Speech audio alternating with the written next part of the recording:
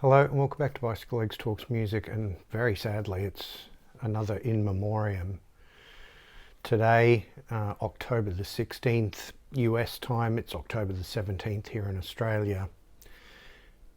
We lost the legendary Ace Frehley from Kiss. I mean, this is just devastating for so many of us, I'm sure. And as usual with my in memoriams, I'm not going to go through a sort of note by note discovery of his life and all the major points and all that sort of thing. I'm sure there will be lots of other people doing tributes like that, and they're all worth watching, so please go and check them all out. Where I want to come from, as I do with my in memoriams, is just talking about what his music meant to me, sort of where I came in, and that sort of thing. And a lot of people with their tributes to Ace are going to be talking about those early albums. They're going to be talking about Kiss. They're going to be talking about Hotter Than Hell. They're going to be talking about Dressed to Kill. They're going to be talking about Alive, all that sort of thing. And I mean, that's obviously classic Kiss. I came in a little later with Kiss because I'm a little younger, and I came in a period that maybe a lot of Kiss fans aren't so fond of, but it's still one of my personal favourite periods of this band, just because as a sort of 8-9-year-old, this is where I discovered Kiss.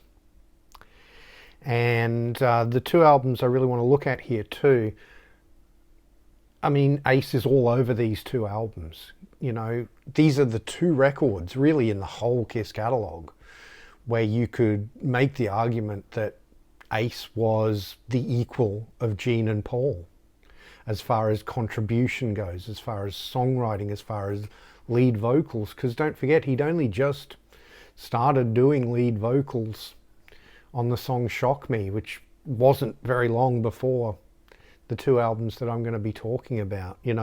On those earlier Kiss records that I was talking about, Ace was the lead guitarist. He was he was a songwriter. He contributed to the songwriting and all that sort of thing, but he didn't sing his own songs. He usually gave them to Gene or Paul to sing. But by this stage, he was singing, he was contributing just as much to the songwriting, and he was keeping Kiss rock in an area, in a period of their career where they were sort of accused of going pop. So I'm pretty sure you know what albums I'm talking about here. The first one is this one here, Dynasty, or Dynasty as my American friends like to call it. We always called it Dynasty because that's just how we speak here in Australia.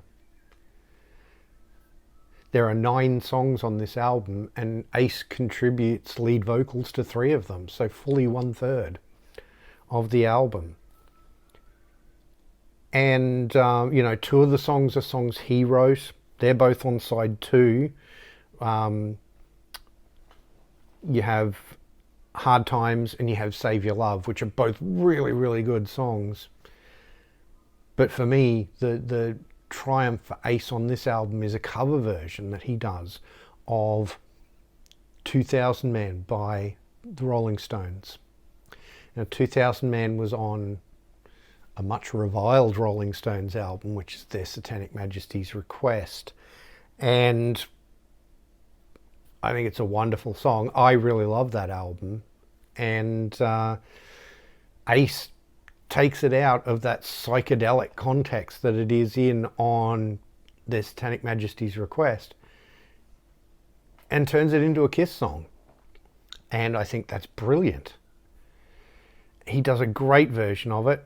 A lot of people said that Ace wasn't the greatest vocalist and all that sort of thing. I think Ace himself felt that way. It's why he didn't sing on those early records. I like Ace's voice. I think, okay, maybe he's not the most technically gifted singer, but what he had in his voice was a lot of character. And I really love that about his voice and his singing. He had that real sort of you know, he brought himself into his singing, I think. You know, he was that sort of sly, nudge, nudge, wink, wink, have a good time, you know, New Yorker. And, you know, I think that comes through in the character of his voice. I really do.